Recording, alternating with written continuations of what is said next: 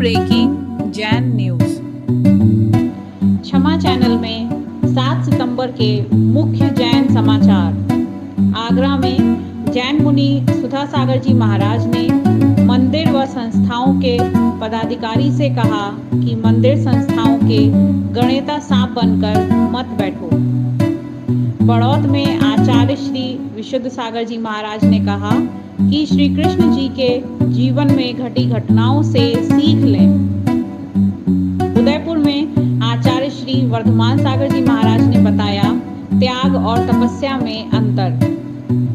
मुनि श्री समत्व सागर जी महाराज ने समझाया हमारा घर कौन सा है। द्रोणगिरी में हो रहा है श्री विशाखा श्री माता जी का चातुर्मास। आगरा में चातुर्मास कर रहे पूज्य जैन मुनि श्री सुधा सागर जी महाराज ने कहा कि देश भर में जिन संस्थाओं या मंदिर या पंचायत के सरपंच बनकर बैठे हैं उन्हें गणेता सांप बनकर नहीं बैठना चाहिए।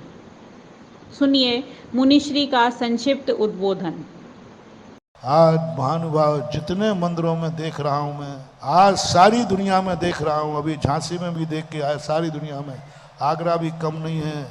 जो जिन पदों पर बैठ गया, जिन संस्थाओं पर बैठ गया, गणेता सांप बन के बैठा है। गणेता सांप, गणेता सांप मालूम, हिलता डुलता नहीं है, काटता भी नहीं है, गुस्सा भी नहीं करता, और काट लेवे तो उसका जहर नहीं उतरता। ध्यान रखना, जो गद्दियों पर गणेता सांप बन के बैठे हैं, हो सारे संसार के सरपंचों, सुनो कान खोल करके, मर के गणेता सांप बनोगे, मानव से गणेता सांप बनोगे, दूसरा कोबरा नहीं, गणेता सांप बनोगे। हम बड़ौत में चातुर्मास कर रहे पूज्य आचार्य श्री विशुद्ध सागर जी महाराज ने कहा कि श्री कृष्ण जी के जीवन की घटनाओं से सीखो। सुनिए संक्षिप्त उद्बोधन। एक से जीवन तुम महापुण्यात्मा जीवों के नहीं हुए, तुम कौन सी खेत की मूली हो ज्ञानी? कम से कम तुम्हारा जेल में जन्म तो नहीं हुआ। नारायण कृष्ण से मिलो, नारायण कृष्ण से मिलो, समय की लीला देखो, संयोग देखो कि नारायण श्री कृष्ण मधुसूदन माधव केशव जन्म हुआ तो कोई थाली बजाने वाला नहीं मिला, अंतिम सांस निकली तो कोई आंखों में आंसू बहाने वाला नहीं मिला, अंतिम सांस निकली तो जंगल में बलभद्र पानी भी नहीं पिला पाए, भाई के हाथ से भाई के प्राण से ले गए। उदयपुर में गत 6 सितंबर को पूज्य आचार्य श्री वर्धमान सागर जी महाराज के सत्संग सानिध्य में हुई धर्म प्रभावना एवं जैन गजट साप्ताहिक का विमोचन।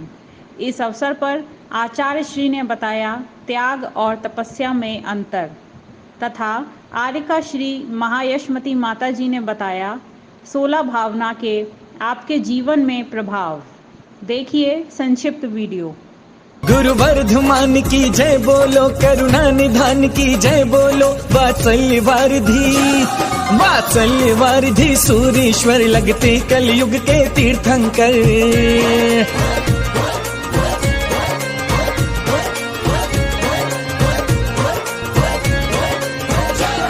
गुरु वर्धमान की जय बोलो, करुणा निधान की जय बोलो, वात्सल्य वारिधि। त्याग और तप की चर्चा तो की गई है, लेकिन 16 कारण भावनाओं के अंतर्गत दोनों भावनाओं के साथ शक्तितस त्याग और शक्तितस तप, 2 भावनाएं कही गई। त्याग भी शक्ति के अनुसार करना चाहिए और तपस्रण भी शक्ति के अनुसार करना चाहिए। छोटे से छोटा व्यक्ति भी अपनी शक्ति का उल्लंघन करके किसी कार्य को करना चाहता है, लेकिन शक्ति को नापने का, हम में शक्ति है या नहीं है, इसके लिए हमें प्रयत्न करना पड़ता है।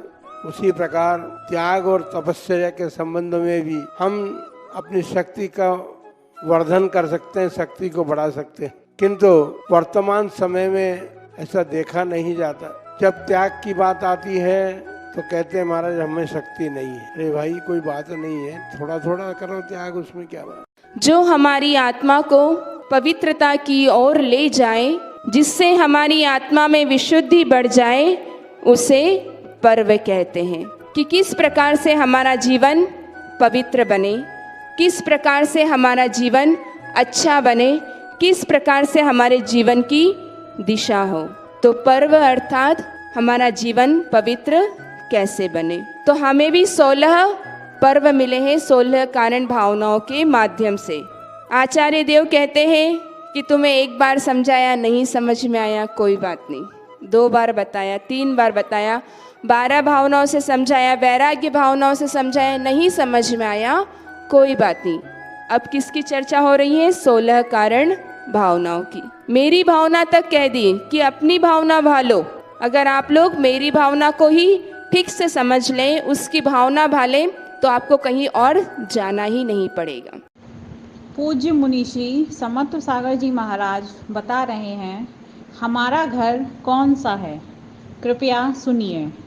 जब भी कोई स्त्री पर्याय में माँ, कोई भी स्त्री पर्याय में जब अपने घर को छोड़ के पर घर जाती है माँ, तब जीव को लगता है कि पर घर है, और जब ससुराल की ओर विदा होती है तब यूं लगता है कि मैं कैसे दूसरे घर में जीऊंगी।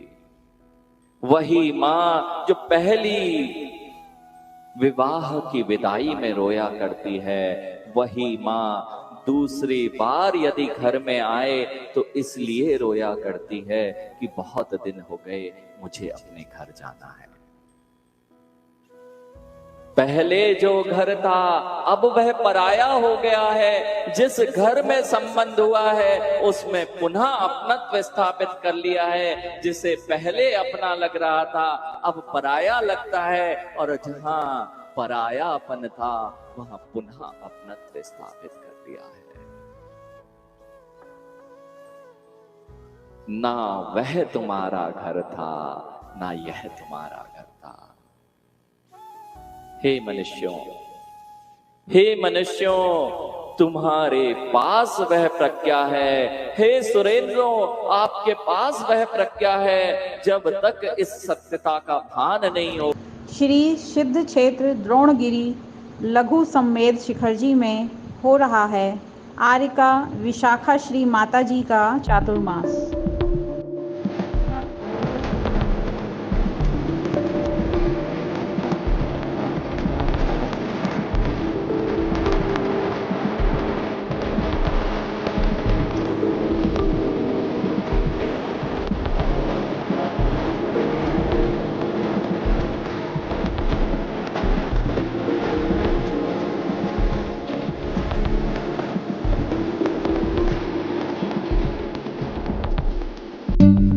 आपसे अनुरोध है कि कृपया क्षमा चैनल को सब्सक्राइब, लाइक और अपने मित्रों में शेयर करें, और आगे आने वाले समाचार की जानकारी के लिए बेल आइकन को अवश्य दबाएं। बबली जैन समाज चैनल, जय जिनेन्द्र।